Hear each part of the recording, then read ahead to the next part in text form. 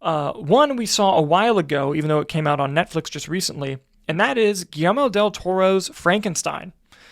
Uh, Frankenstein, Nick and I were fortunate enough to see this movie in a theater, which unfortunately for most of the world did not get a chance to because it's a Netflix release. I am so sad for the people who did not get to see this movie in a movie theater because that's where it deserved to be seen, as you can tell when you watch the movie. Not bearing the lead, I really, really liked the film. I thought it was quite good. I think that obviously Guillermo del Toro, it looks beautiful. The set design is insane. Every dollar is on the screen. He tells stories of, tortured souls who look like creatures very, very well. It's kind of his MO. And adapting the Frankenstein story, which from what I understand is a lot more faithful to the Mary Shelley book than a lot of other adaptations are. I've never read it, but it's what I've heard from people. I think that performance-wise, Oscar Isaac does an amazing job as Victor Frankenstein. I think Jacob Elordi knocks it out of the park as the creature. Mia Goth does really well in the dual roles that she has. I also want to shout out David Bradley, who plays a friend to the creature. That's all I'll say. But David Bradley obviously plays, is it Filch or Finch in the Harry Potter movies? But he also played the role of the first Doctor in Doctor Who, obviously because the original actor had passed away. But he played William Hartnell, who played the first Doctor in An Adventure in Space and Time, and then he played the actual role in the show and does a great job. He's a great actor, and he's also amazing in the film. In terms of negatives, the only real negatives I have is that the film feels a little bit long, and I think it's split into two parts. And I think that they could have trimmed a lot of part one and added more to part two, in my opinion. And I also am just not a fan of the...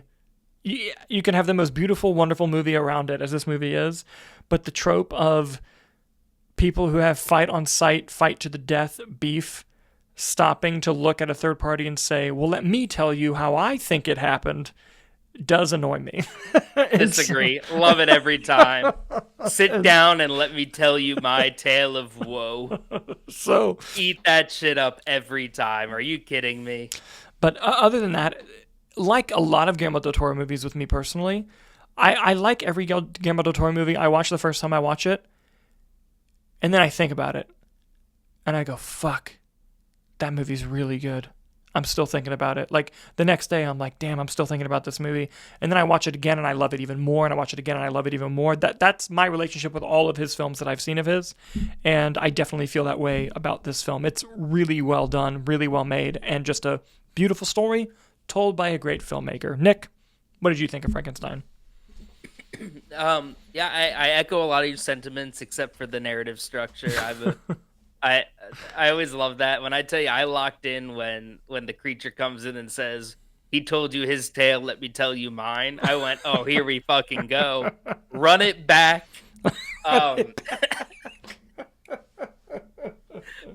Um, Listen, you know a lot of things going into a Guillermo del Toro movie that I don't want to, it's going to be wonderfully directed.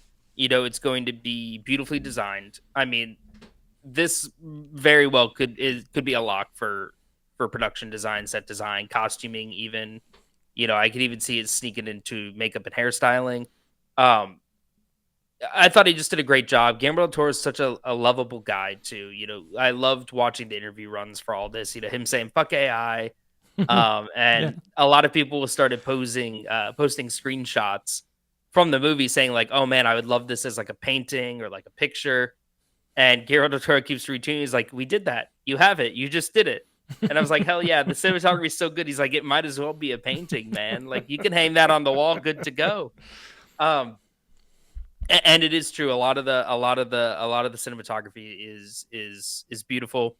It's just such a moving story, and it's always so interesting. And it was a great adaptation of the novel, and I thought that it was one of the best portrayals of the idea that Victor Frankenstein is the monster.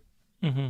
I thought that came across the best out of all the adaptations that I've seen personally. And I've said it for a while now, dude. Jacob Elordi is a terrific actor, and I'm glad that he finally had something like this to be able to showcase that, because it really is. It's a very demanding role. It's a very tricky role.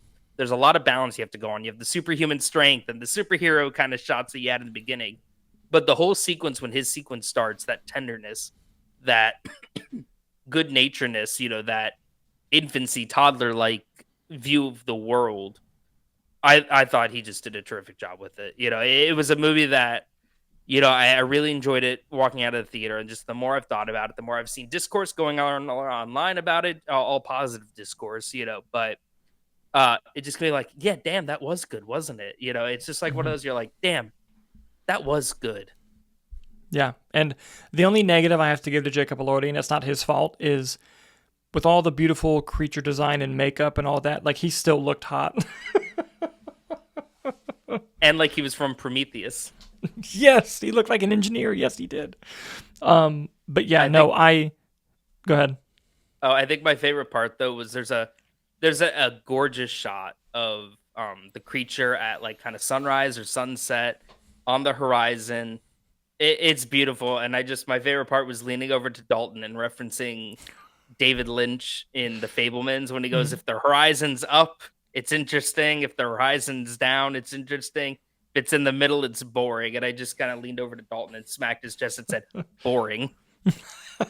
It was a great pull. The last thing I'll add is you just mentioned like the press tour with Guillermo del Toro. I love that he is a collector of like props and little like toys and trinkets. And throughout the press tour, people have made little things for this movie, like little Frankenstein like trinkets or toys or props, and the genuine joy on Guillermo del Toro's face whenever someone brings him a new one. Like, he's so happy. He's like, "Oh my god, yes!" And he like grabs it, and he like, you can tell he actually like loves getting them. And I just he just wakes up in the morning just happy already and excited, and he's like, "I'm just gonna go spread joy in the world," and I love him for it. Yes. Also, absolutely. I want to use this time to just quickly platform Nightmare Alley is a very underrated hit of his.